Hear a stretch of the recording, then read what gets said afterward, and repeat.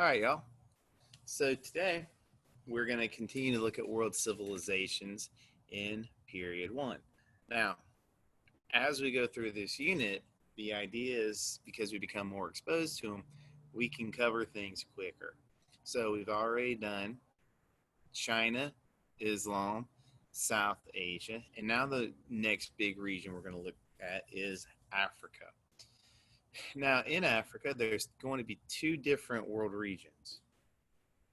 There's going to be West Africa and there's going to be East Africa. Now, we've already talked about North Africa when we said North Africa has all the characteristics and all the traits of Islam. So, North Africa, modern day places like Egypt, Libya, Morocco, those go in with all of the things that we know about Muslim civilizations, and they closely align with what you would see in the Middle East. So, what we're going to talk about today are these civilizations on this map in West Africa and in East Africa. And since they're civilizations, you should already know lots of things that they're going to have and lots of things they're going to be involved with. So, let's take a second now and just look at the specifics. And we're going to do this as a comparative analysis. So, West Africa is going to be organized into large empires. You know everything that means and everything that's implied with that. The most famous and most important of the empires during this time period is the Empire of Mali. If you look at it, it's this territory right here in light purple. This territory, this empire, like all empires in the world, is going to be ethnically and linguistically diverse. They're going to be culturally diverse. And you're going to have one group of people who are going to conquer others. This is an African empire. It is quote unquote black. But this empire has all of the traits of a traditional empire and civilization and was much more advanced than many groups of people in this time period, especially Western Europe. We're going to talk about that group of people later on in this class. Because they're an empire, amongst other things, they have trade, which means they have big urban areas. The capital of Mali is the city of Timbuktu. Yes, there was an actual Timbuktu. It was the capital of this empire, and it was a major center of trade. We'll talk about in a little bit who West Africa is trading with. This city was the capital of an emperor named Mansa Musa. Now, Mansa Musa, according to some people, was probably the richest human being to ever live in world history. As we'll see in a little bit, the wealth of West Africa came from the gold trade, and gold trade was the personal business of the emperor himself. And Mansa Musa, and we'll talk about this later on how this came to West Africa, was a Muslim. And he's most famous for going on a Hajj. A Hajj is the traditional Muslim pilgrimage that Muslims take as part of the 5 pillars of Islam that we talked about the other day to Mecca. Mansa Musa was the first West African leader to ever go on a Hajj. And he brings back from his pilgrimage lots and lots of Muslim culture, Muslim architects, Muslim innovators, Muslim religious teachers to help him bring Islam back to West Africa, which makes sense because anywhere we said that there's trade, there's going to be Muslims, and West Africa is not going to be an exception to that. East Africa, so West Africa is big, strong, powerful empires. East Africa is going to be a different thing. And one of the things that's interesting to me is we have these two civilizations. They're both on the same continent. They have no interaction with one another whatsoever. They are separated by jungle, by mountains, by large bodies of water, and a desert. So they don't even know each other exists. East Africa is organized into a type of state that we have not seen yet, called city-states. Now, a city-state is when your country is your city. It would be like Columbus is your country, and the other neighboring cities were their own country. The city-states of East Africa, they fought with one another, but most importantly, they economically competed with one another. They're going to be on a different trade route entirely. They're going to be on the Indian Ocean trade route. Both of these groups of people, both West and East Africa, are heavily involved in world trade and interactions with foreign groups of people. So let's talk about these trade. West Africa, we said, their major export is going to be gold. They're on a land-based trade route called the Trans-Saharan trade route. What separates West Africa and East Africa from the northern parts of Africa is the world's worst desert. It's the biggest desert, it's the widest desert, and it's the Sahara.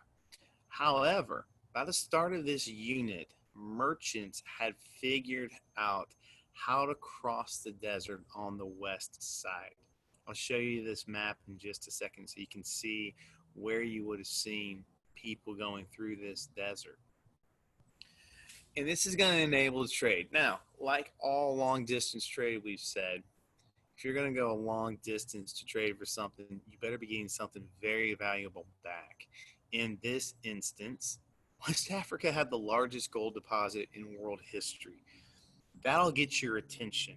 And Muslim merchants from North Africa were willing to risk crossing the desert to have access to West African gold. Now, the big question then is, what is West Africa going to give up for its gold? And the answer is salt. This was a gold for salt trade. North African Muslims would bring salt from North Africa to West Africa across the Saharan desert and exchange it for gold. Now you say, well, that sounds like West Africa is getting the bad side of that deal. They're trading gold for salt. Yeah, well, gold fundamentally is just nothing more than a shiny rock. Salt is an essential component to life. And if you don't have salt, you're going to have problems. West Africa didn't have access to it. But by having this trade, they got an essential thing that they needed to survive. So this is the gold salt trade in the Sahara between the Muslim merchants of North Africa and West Africa. East Africa is on an entirely different trade route. East Africa is on the Indian Ocean. Just like in West Africa, East Africans had something very, very valuable because people were willing to cross a very, very dangerous ocean to get to what they had. And they don't just have one goodie, they have lots of exports that Muslim merchants from North Africa and the Middle East were interested in, and South Asian merchants from India were interested in. And there's even instances of Chinese merchants getting all the way to East Africa. We found in East Africa today examples of pottery and porcelain from China in this area, which just goes to show that even China was trading in Africa during this time period. So the big question is, well, what are the goodies that East Africa has that people are willing to come from all over the world to get there, to get those resources? The first thing is lumber. Lumber might not seem like a big deal, but if you live in North Africa or the Middle East, places that are largely desert, and you don't have access to it, the availability of East African lumber was something that was a valuable commodity and worth going to go get because it could be sold back in your marketplaces at a large profit. The other thing is exotic animals like ivory tusks. So there's two places in the world where there are elephants. There's elephants in South Asia. There's elephants in Africa. Both of them have tusks. Both of them produce ivory. But in the eyes of people who like to make things out of ivory, African ivory is a much higher quality. It's a prettier color of white, and it's also easier to work with and to carve into different shapes. And even groups of people as far away as China really valued having ivory for things like being the handle of a sword or a dagger or some sort of exotic tool. And if you had a sword or a dagger made out of African ivory and you lived in China or in the Middle East, That was a very real status symbol. The next thing is gold. They do not have gold to the extent of what you would have seen in West Africa, but they definitely have it. And that was worth the time and effort of Muslim merchants and merchants from South Asia to cross the ocean to get to. And the fourth thing is a big thing, and it's something we're going to end up talking about a lot more as the days go on. Slaves. The first intercontinental slave trade in world history is started in East Africa. East Africans who were black would go into the interior, capture other African groups, groups of people who did not speak their language, who were not their ethnicity, bring them to the coast, and then they would sell them to Muslim and Hindu merchants. Muslims would take those slaves to North Africa or the Middle East. Hindus didn't purchase them as much. This was normally a Muslim purchase to take into North Africa and in the Middle East. And this slave trade starts around 900 AD, so it's been around by the time of the start of this unit. And in some places of East Africa, this slave trade doesn't end until the 1970s.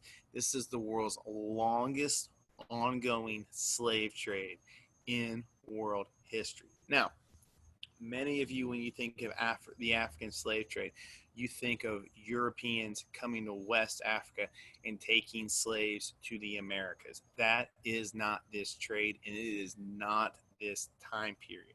That's the second major African slave trade, and that happens in Unit 2. For now, there's just the one, and it's East Africans being sold into slavery to Muslim merchants in the Middle East to go work on farms and plantations in North Africa and in the Middle East and the traditional Muslim parts of the world.